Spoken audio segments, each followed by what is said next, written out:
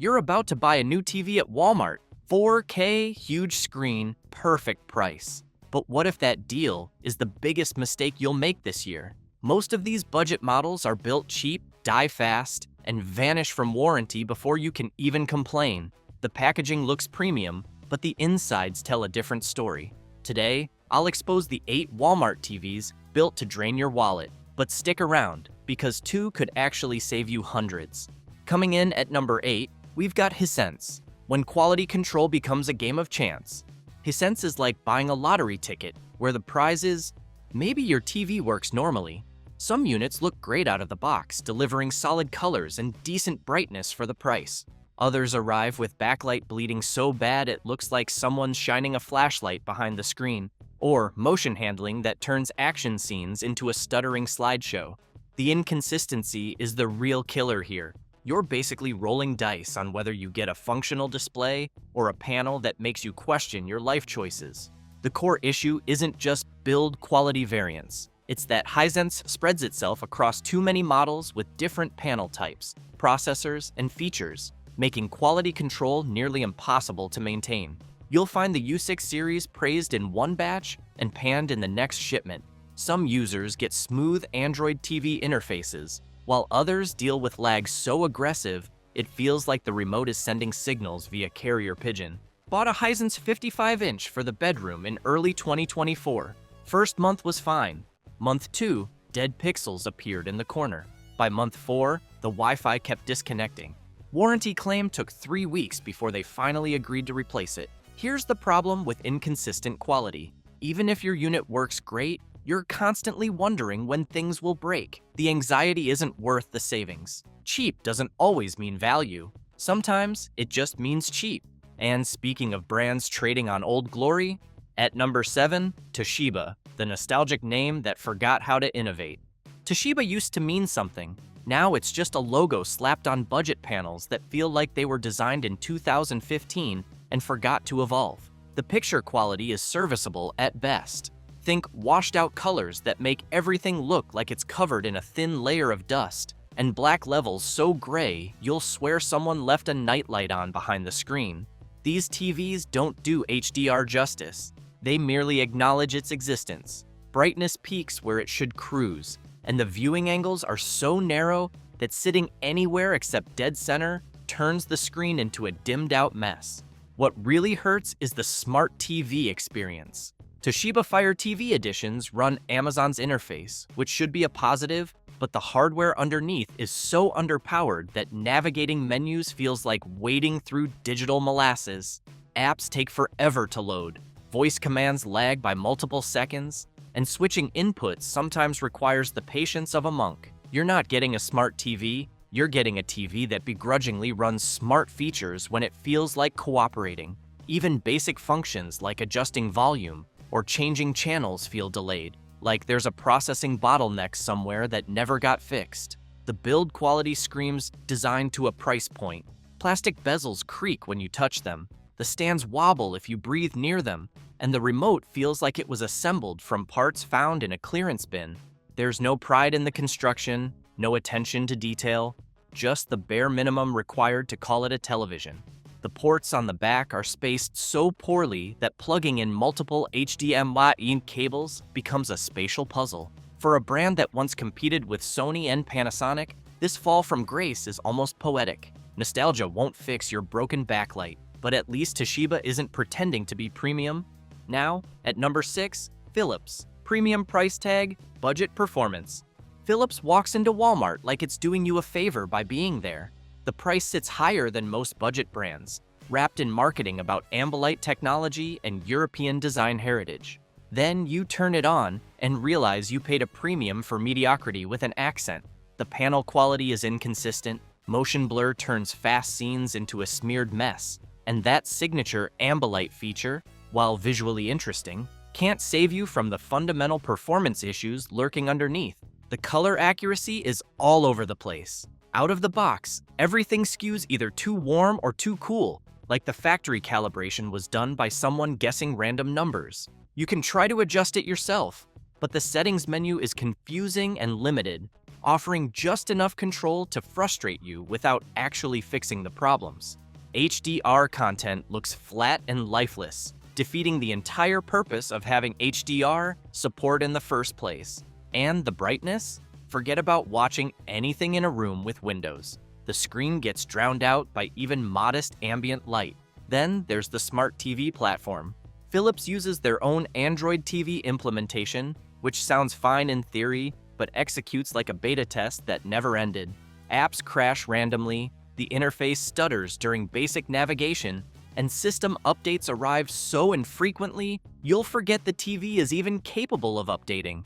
Some streaming apps refuse to load entirely, forcing you to power cycle the whole TV just to watch something. It's the kind of frustration that makes you question why you didn't just buy a streaming stick and call it a day. Paying extra for a brand name doesn't guarantee quality, it just guarantees you paid extra. Next up, let's talk about what happens when cheap isn't even trying to be good. Before we move on, if you want to make sure you don't waste a bunch of money, hit subscribe and thank me later. Sitting at number 5, RCA, where affordable is code for regret. RCA is the TV equivalent of a too good to be true Craigslist ad. You see that absurdly low price for a 65-inch screen and think you've cracked the code. Then you get it home and realize the only thing you've cracked is your faith in budget electronics. The picture quality is so bad, it makes old DVDs look like they're being played through a dirty window. Colors are dull, blacks are more like dark grays, and anything moving on screen leaves a ghostly trail behind it like some kind of digital haunting. But the real tragedy is the panel itself. We're talking about the kind of screen technology that was outdated 5 years ago, paired with processing power that struggles to handle 1080p content, let alone 4K. The upscaling is non-existent. Standard definition content looks worse on this TV than it did on your old flat screen from 2010. And don't even think about gaming on this thing. Input lag is measured in geological time, making even casual gaming feel like you're controlling characters through a time delay. The smart TV features exist in name only. The interface is clunky, slow, and crashes more often than it runs smoothly. Streaming apps stutter and buffer even on strong Wi-Fi connections, and some popular services aren't even available in their app store. You'll end up buying a Roku or Fire Stick anyway, which defeats the entire purpose of having smart features built in. The remote is flimsy plastic that feels like it'll break if you drop it once, and the buttons require so much force to press, you'll develop thumb muscles. Would you risk it if it was half the price? Because trust me, you're still overpaying. And somehow, the next brand manages to disappoint in completely different ways.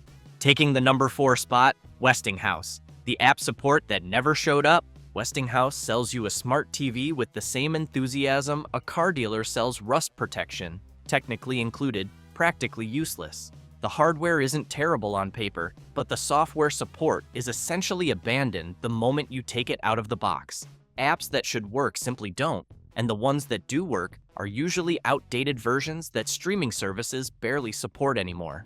Want to watch the latest shows on HBO Max or Disney Plus? Good luck finding those apps in their store, because Westinghouse apparently forgot streaming services exist beyond Netflix and YouTube.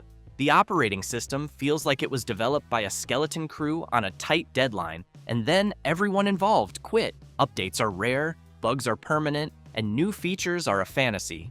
The interface is sluggish, with menus taking multiple seconds to respond to remote inputs. Sometimes the TV just decides it doesn't want to connect to Wi-Fi anymore, forcing you to go through the entire network setup process again for no apparent reason. It's digital Stockholm syndrome. You keep trying to make it work because you already spent the money, and when you do manage to get an app running, it'll randomly crash mid-show, forcing you to restart everything from scratch. Picture quality sits in that weird middle zone, where it's not offensively bad but never actually good. It's perpetually mediocre, like watching TV through a slightly dirty lens. Colors lack pop, contrast is weak, and dark scenes become an exercise in squinting to figure out what's happening. The viewing angles are narrow enough that anyone sitting to the side gets a washed-out version of what's already an underwhelming image. And the built-in speakers sound like they're coming from inside a cardboard box submerged in water. Smart features that aren't smart aren't features. They're false advertising. But wait until you see how the next brand handles color accuracy. Coming in at number 3, Element. Color accuracy is more like color suggestion. Element TVs treat color like an abstract concept open to interpretation. Blues lean purple, greens look radioactive, and skin tones range from jaundiced yellow to sunburned red depending on the scene. There's no consistency, no calibration, just a panel that displays whatever colors it feels like showing you in that moment. Watching nature documentaries becomes unintentionally comedic when the ocean looks like grape juice and grass appears spray-painted. You can fiddle with settings for hours, but you're just moving the problem around. Fix one color and 3 others go haywire. The brightness is laughable. Even cranked to maximum, these TVs barely illuminate a dimly lit room. And forget about watching anything during the day unless you enjoy straining your eyes. HDR is technically supported, which is like saying a bicycle technically supports highway speeds. Sure, the label exists, but the reality is disappointing. Dark scenes are crushed into oblivion, losing all shadow detail, while bright scenes blow out into a washed-out mess. There's no dynamic range, just a narrow band of mediocre visibility. Bought an Element 50-inch for a guest room in spring 2024. Week 1, apps froze constantly. By week 3, the screen developed a permanent dim spot in the lower left corner. Tried adjusting every setting imaginable. Nothing worked. Returned it within the 30-day window and counted my blessings. Build quality is exactly what you'd expect from the cheapest option in the aisle. The plastic feels hollow, the stand is wobbly, and the whole unit gives off assembled in a hurry vibes. The remote is basic to the point of insult, with buttons that stick and a design that feels like a prototype they forgot to improve. This is a TV you buy when you have absolutely no other choice, and even then, you're settling hard. Is a shiny discount worth all that hassle? Spoiler, no, but somehow, we're still not done with bad HDMI implementations. At number 2, Scepter. HDMI ports with a mind of their own. Scepter is what happens when a company decides connectivity is optional. You plug in your gaming console, streaming box, or Blu-ray player, and the TV acts like you're speaking a foreign language. HDMI handshake issues are constant. Sometimes the TV recognizes the device, sometimes it doesn't, and sometimes it recognizes it but refuses to actually display anything. You'll find yourself unplugging and replugging cables like you're performing some kind of ritual sacrifice to the electronics gods. When the HDMI ports do work, they're plagued with limitations. Forget about 4K at 60 Hz with HDR enabled, you'll be lucky to get a stable signal at all. Gamers will weep at the lack of HDMI 2.1 support, meaning no VRR, no ALLM, an input lag that makes competitive gaming impossible. And if you're trying to use ARC or EARC for audio, the TV randomly drops audio connection, forcing you to power cycle everything. The picture quality is mediocre. Colors are dull, blacks are gray, and motion handling is terrible, with soap opera effect permanently enabled. The built-in speakers are tinny and weak. The OS is a bare-bones Roku implementation that somehow runs worse than Roku on any other device. When basic functionality becomes advanced troubleshooting, you've got a problem. And now, the brand that fell the furthest from grace.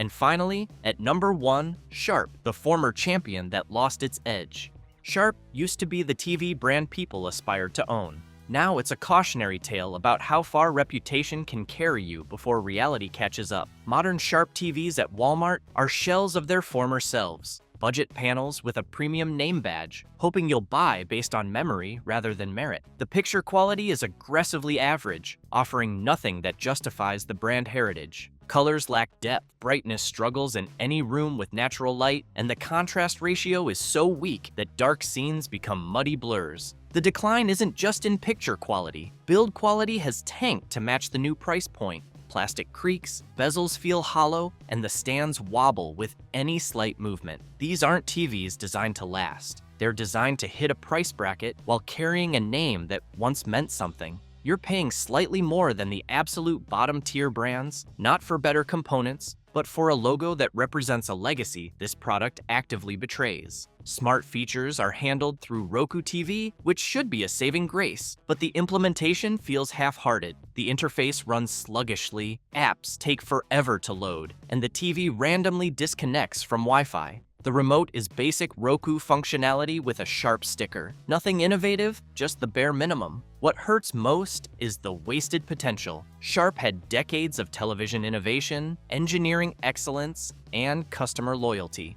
All of that goodwill has been burned on cheap panels that can't compete with brands that never pretended to be premium in the first place. When TCL and Hisense are outperforming your mid-range offerings and your high-end models can't touch Samsung or LG, you're not competing. You're just occupying shelf space with a name that younger buyers don't even recognize. Have you had better luck with this brand? Because the data says most people haven't. But now, let's flip the script on brands that actually deliver. Now for the ones that are actually worth it. At number 2, TCL. The value king with picture quality that punches above its price. TCL is what happens when a brand actually tries to earn your money instead of just taking it. Walk into Walmart looking for a TV under $500, and you'll find TCL offering specs and performance that make every other budget brand look lazy.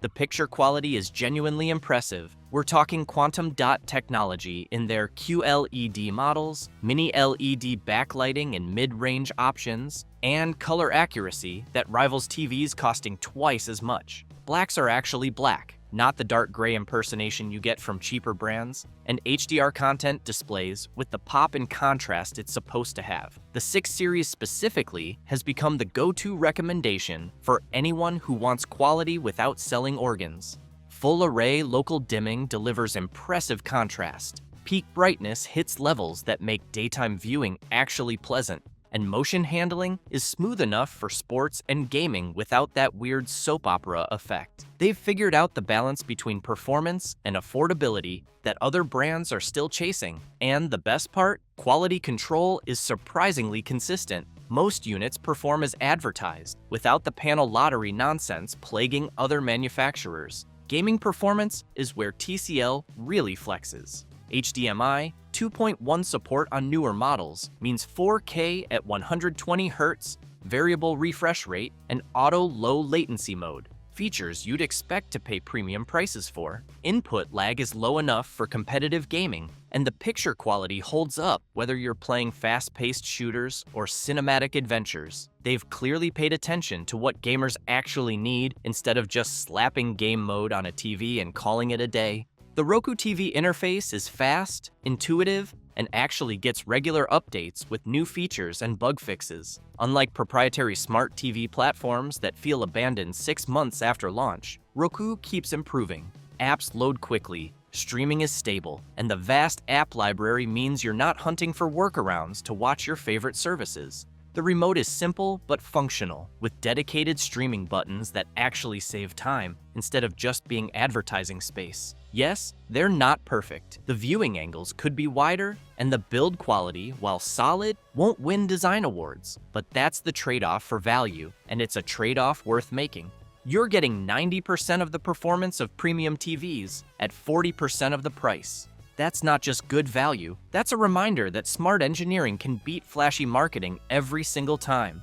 Sometimes the best TV isn't the one with the biggest name, it's the one that actually works. But if you want the name and the performance, and taking the #1 spot, Samsung. Proven reliability that actually lasts beyond the return window.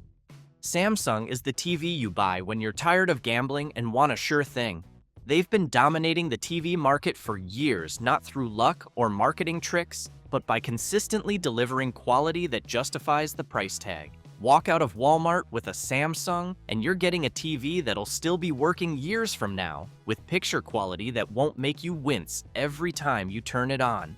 Their panels are built right, solid backlighting, excellent color reproduction, and brightness levels that handle any lighting condition without breaking a sweat.